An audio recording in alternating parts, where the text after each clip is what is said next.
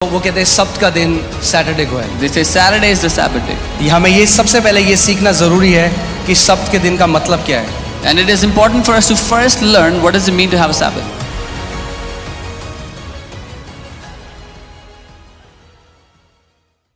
जो ये शब्द है सैबत या हिंदी में सब्त, And this word Sabbath, मैं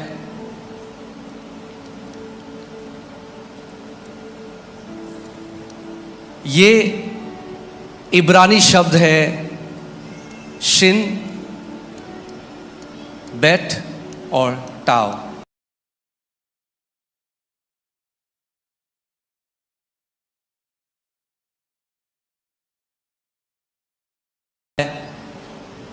Sabbath, from these alphabets is how we get the word Sabbath.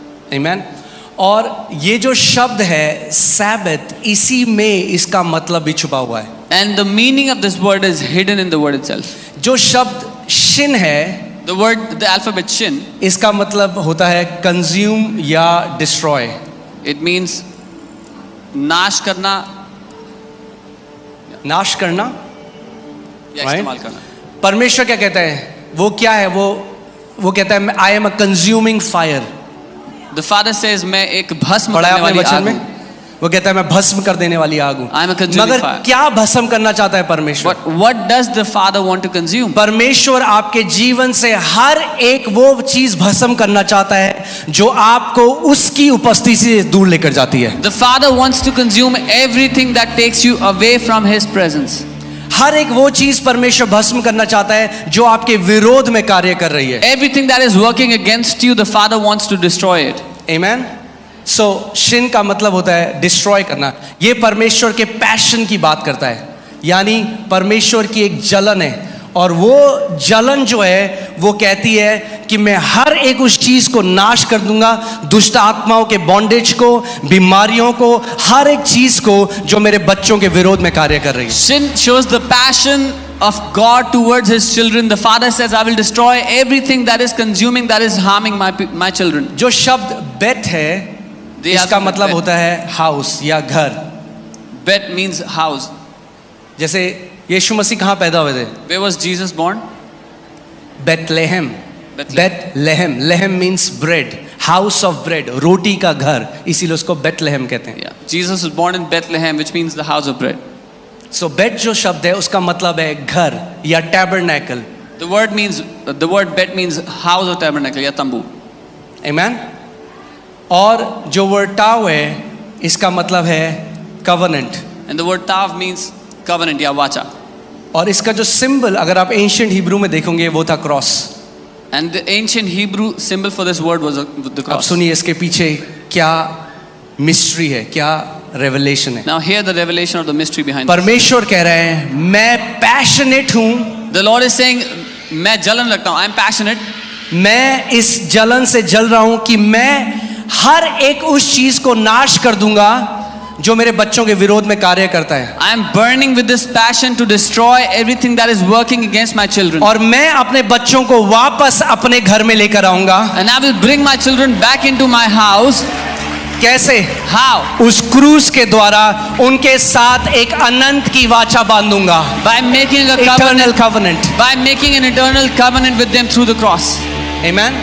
अगर आपने आखिरी चैप्टर रेवलेशन का पढ़ा है, उसमें लिखा है कि the dwelling of God will be with man. If you've read the last chapter of Revelation, वो कहता है परमेश्वर का वास अपने लोगों के बीच में होगा.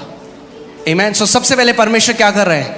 प्रभु यीशु मसीह ने क्या किया? उसने शैतान को, पाप को नाश कर दिया क्रूस के ऊपर, और अब वापस वो हमें, यीशु ने कहा मैं जाकर तुम्हारे लिए जगह तैयार करता हूं ताकि जहां मैं रहता हूं वहां तुम भी रहो।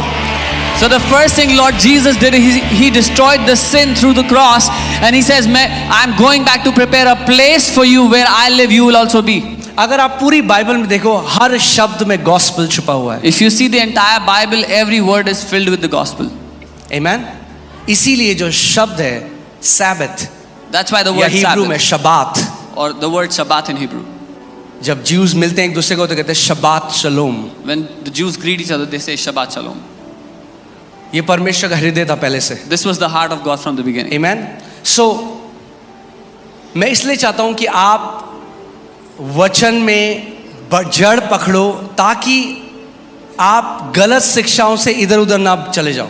Yeah, I want you to take root in the word of God so that you're not wavered by wrong teachings. क्योंकि मसीहों का एक समूह है जो बाकी मसीहों को कन्विंस कर रहा है कि रविवार को मिलना गलत है और उनको लेके जाते हैं और बोलते हैं हमें शनिवार को मिलना है। Because there's a sect of believers that say it's wrong to meet on Sundays, therefore we should meet on Saturdays. और वो कहते हैं सैबत जो है वो शनिवार को है तो हमें शनिवार को ही मिलना है। And they say Sabbath is on Saturdays, that's why we should meet on Saturdays. हाँ, सब्त का दिन शनिवार को है मगर वो इजरायली सैबत डे है। Yes, the day of Sabbath is Saturday for the Israelites.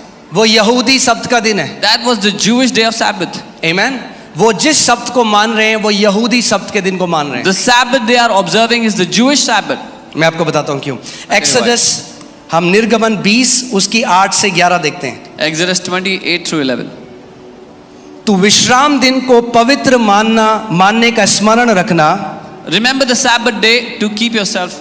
6 दिन तो तू परिश्रम करके अपना सब काम काज करना, परंतु 7वां दिन तेरे परमेश्वर यहोवा का विश्राम दिन है। 6 days you shall labor and do all your work, but the 7th day is the Sabbath of the Lord your God. उसमें तू किसी प्रकार का काम काज ना करना, ना तो तू, ना तेरा बेटा, ना तेरी बेटी, ना तेरा दास, ना तेरी दासी, ना तेरे पशु, ना कोई परदेसी जो तेरे फाटकों के भीतर हो। In it you shall do no work, you nor your son, nor your daughter, nor your male servant, nor your female servant, nor your cattle, nor your stranger who is within your gates.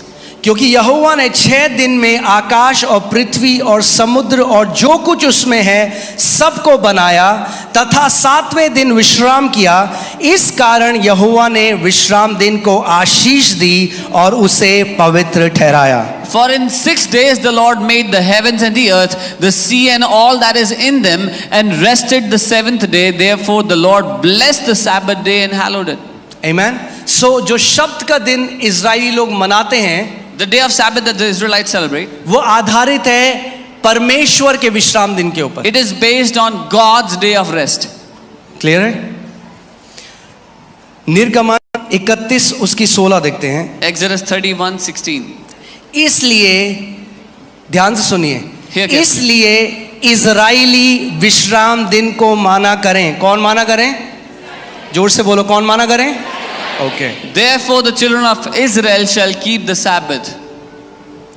वे पीढ़ी दर पीढ़ी उसे सदा काल की वाचा के रूप में माने। To observe the Sabbath throughout their generations as a perpetual covenant. इजरायलियों को परमेश्वर ने ये आज्ञा दी कि तुम क्या करोगे? तुम्हें ये विश्राम दिन को मानना है। So God gave a command to the Israelites that you have to observe this day of Sabbath.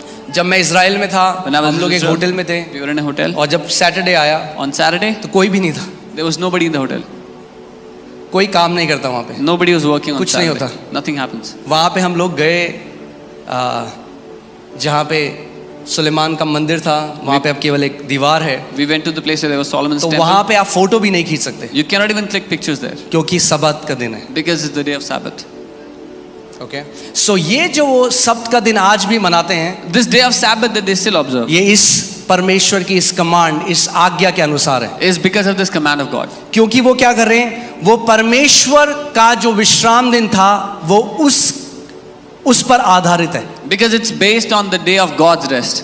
मैं बहुत हल्के हल्के करके समझा रहा हूं कि ताकि आपको समझ में आए। I'm teaching slowly so you can understand. आमेन। देखते हैं स्टार्टिंग में क्या हुआ उत्पत्ति में। Let's see what happened in the beginning. आमेन। उत्पत्ति 2:1 से 3 में पढ़ता हूं।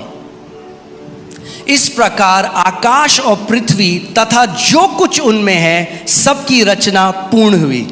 Genesis 2:1-3. Thus the heavens and the earth and all the hosts of them were finished. 7वें दिन परमेश्वर ने अपने कार्य को जिसे वो कर रहा था पूरा किया। And on the 7th day God ended his work which he had done. उसने अपने किए हुए 7 कार्य के 7वें दिन विश्राम किया। And he rested on the 7th day from all his works which he had done. परमेश्वर ने 7वें दिन को आशीष दी और उसे पवित्र ठहराया।